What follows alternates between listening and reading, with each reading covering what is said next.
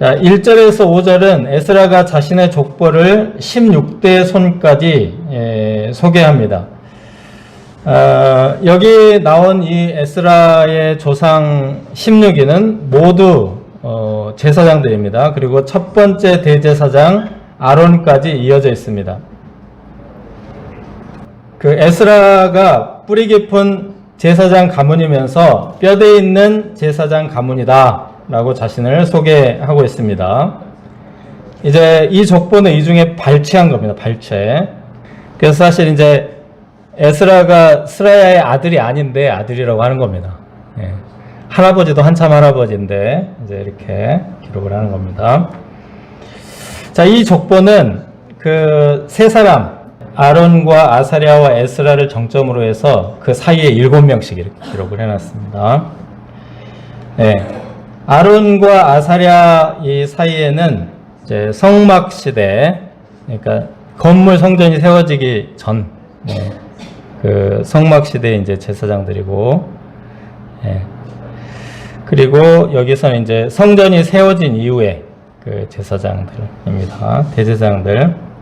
아론과 에스라의 공통점은 율법의 시작. 아론이 이제 율법을 처음 받은 제사장이고, 에스라는 뭐 제2의 모세라고 이렇게 불립니다. 율법을 다시 받았다 해서 제2의 모세라고 그렇게 부릅니다. 그래서 율법의 재시작이라는 어떤 공통점이 있고 처음부터 끝이.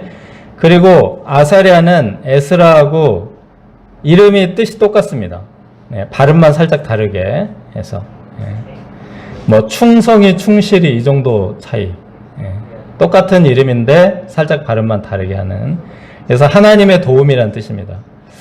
그래서 하나님께서 율법을 통해서 그 백성들을 도와주신다라는 뜻을 이제 이 족보에다 담아놓고 있습니다. 그런데 이제 성막 시대는 초라한 그 이제 천막이잖아요, 천막. 이 성막 시대에도 7명 이제 하나님이 온전하게 도우셨고, 성전은 이 솔로몬 성전은 굉장히 화려하고 아름답죠. 아름답고 화려한 성전 시대에도 7명 똑같습니다.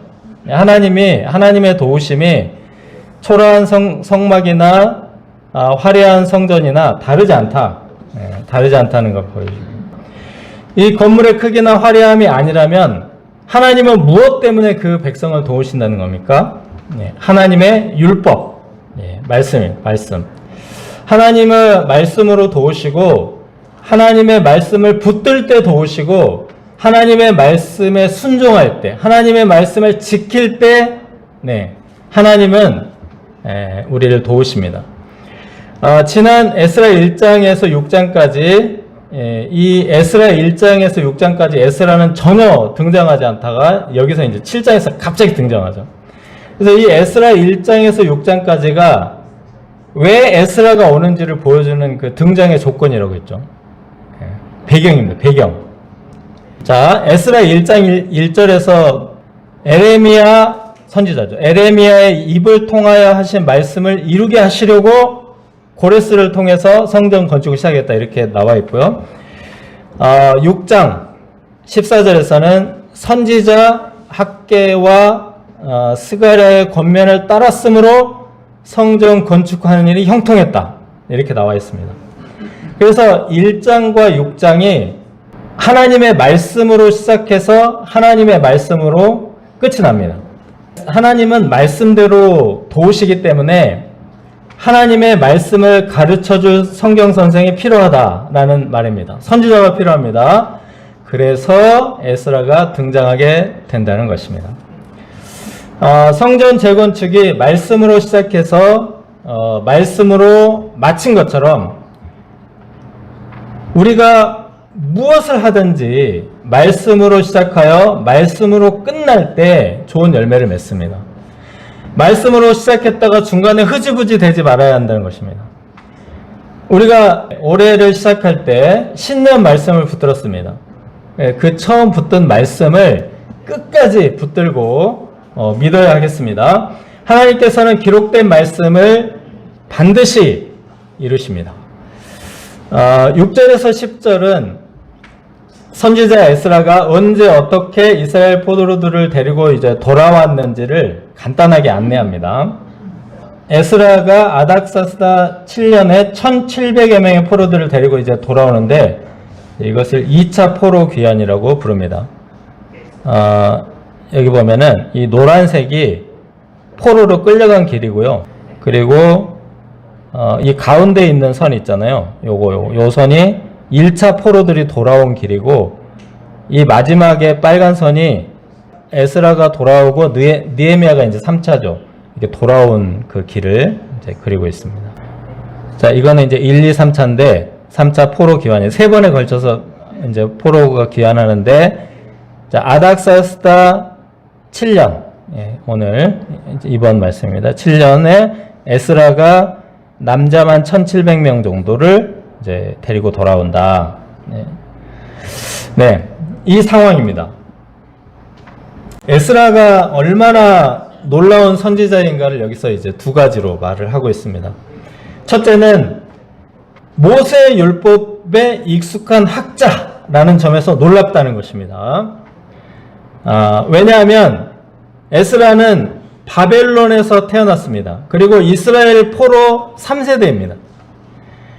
그런데 바벨론에서 출세하려면 무엇을 공부해야 하겠습니까?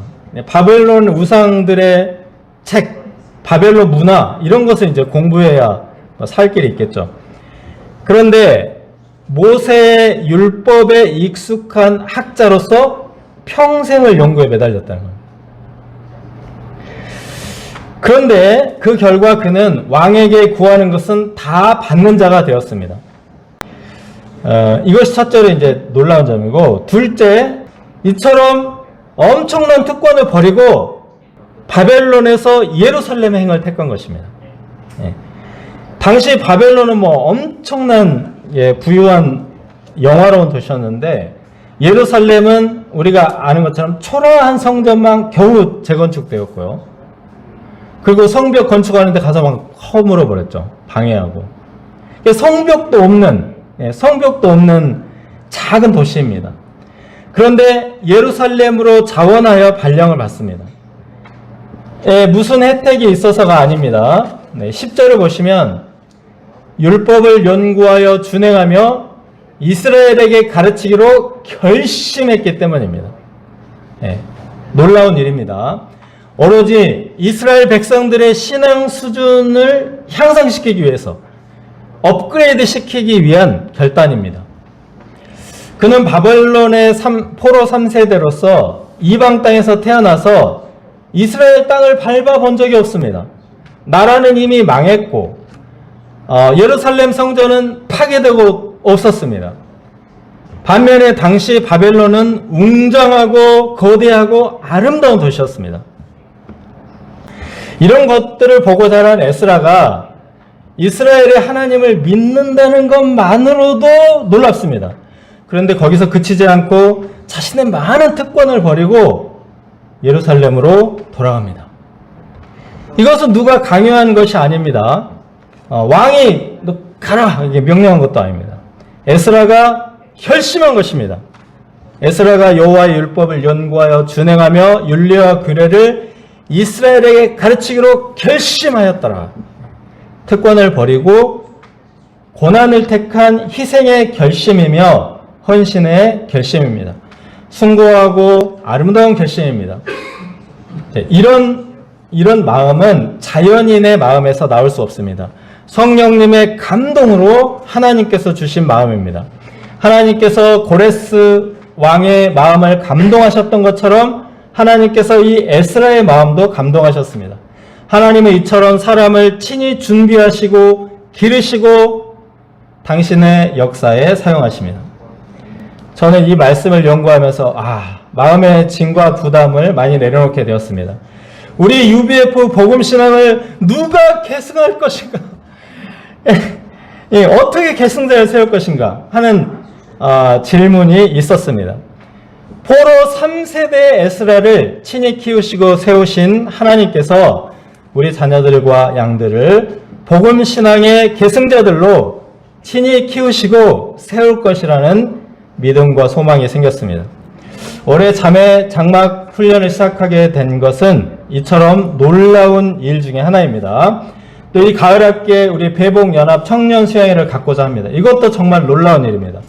이것은 지난 여름 수양회 때 은혜를 받은 우리 그 2세들이 원기정이 벌써 막 뭐라고 얘기하더니 우리가 가을 수양회를 연합으로 하겠습니다. 이렇게 말해서 정말 깜짝 놀랐습니다. 네, 자발적으로 결정한 일입니다. 하나님께서 다음 세대, 소위 MZ 세대들을 에스라와 같이 세우시고 키우시는 손길입니다. 자, 에스라의 결심이 이번이 처음일까요? 아마 그가 바벨론에서 다른 것을 연구하기보다 여호와의 율법을 연구하기 위해서 이제 결심이 필요했을 것입니다. 여호와의 율법보다 더 잘 나가는 우상의 경전을 연구해야 하지 않을까? 바벨론에는 거대한 우상의 신전들이 많기 때문에 우상의 제사장이 되면 일자리도 많았고 연봉도 높았습니다. 여호와의 율법은 연구해봐야 성전도 파괴되고 없었기 때문에 일자리가 없습니다. 게다가 율법 연구는 쉬운 것도 아닙니다. 당시에는 사용하지 않은 히브리어를 공부해야 합니다. 그래서 이 율법을 연구하여 가르치자라는 이런 결심은 먹고 사는 일 앞에서 쉽게 흔들렸을 것입니다. 이 결심에 대해서 우리가 잘 아는 속담이 하나가 있습니다. 작심삼일. 이 영어로 맞는지 모르겠는데 3 days of determination. 구글이 번역한 겁니다. 구글이 번역한 거. 그 결심이라는 게 얼마나 쉽게 흔들리는지 모릅니다. 사람의 결심은 3일을 못 넘긴다는 뜻입니다.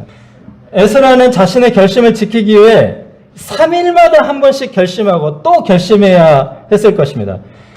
자기가 다른 사람 다 하는 거 한다면 결심할 필요 없죠. 그냥 같이 하면 되니까. 그런데 아무도 하지 않는 것을 혼자 하기 때문에 외롭고 두렵고 처절한 싸움을 싸워야 하기 때문에 포기할까? 할까 말까? 계속되는 결심이 필요합니다. 그러나 에스라의 그 결심이 놀랍고 위대한 열매를 맺었습니다.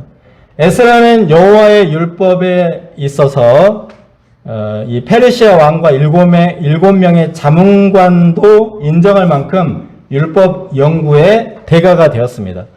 그래서 6절에 모세의 율법에 익숙한 학자라고 했고요. 12절에 하나님의 율법의 완전한 학자라고 했습니다. 그리고 14절에는 내 손에 있는 하나님의 율법을 따라 유다와 예루살렘 형편을 살피기 위해 왕과 7 자문관의 보냄을 받았다. 이렇게 말함으로써 이제 아닥사스다 왕뿐 아니라 이제 7명의 자문관들도 인정했다라는 것을 보여줍니다. 이는 하나님의 말씀이 세상을 다스리는 데 있어서도 매우 유익했기 때문입니다. 그래서 에스라는 왕에게 무엇이든지 구하는 것을 받는 자가 되었던 것입니다. 먼저 하나님의 나라와 의를 구했을 때 하나님께서 그에게 모든 것을 더해 주셨습니다. 먼저 그 나라와 의를 구하라. 이 찬양이 생각났습니다. 그 나라와 그 의를 그리하면 이 모든 것을 너희에게 더하시리라. 그러니까 에스라가 굶어 죽을 각오로 율법을 연구했는데 이 율법 연구 때문에 엄청난 공급을 받게 되었습니다. 찬양이 절로 나오네요. 에스라는 역대기상하 에스라 느헤미야 말씀의 저자이기도 합니다. 성경 저자가 되었습니다. 그래서 이제 에스라를 제2의 모세라고도 부릅니다. 이 모든 열매가 결심 때문입니다. 하나님은 우리의 결단을 사용하십니다.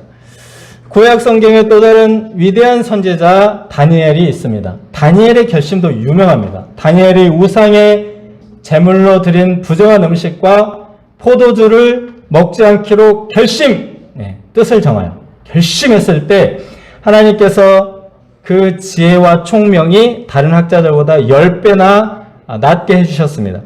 베드로가 밤을 새도록 그물을 던져도 빈 그물이었으나 깊은 데로 가서 그물을 내리라. 이 말씀에 순종하기로 결심했을 때 그물이 찢어지도록 고기를 잡는 기적을 체험했습니다. 우리 마음에 결심이 있습니까? 하나님을 기쁘시게 하고자 하는 결심, 하나님의 말씀을 따르고자 하는 결심, 이 세상에서 구별되어서 경건하게 살고자 하는 결심이 있습니까? 하나님은 사람 속에 품은 마음을 아십니다. 마음의 소원, 결심을 이루어 주십니다. 하나님 앞에 아름답고 경건하고 위대한 결심을 가질 수 있기를 기도합니다. 둘째, 아닥사스다의 변화, 11절에서 28절입니다. 네, 12절에서 16절은 아닥사스다 왕의 조서입니다.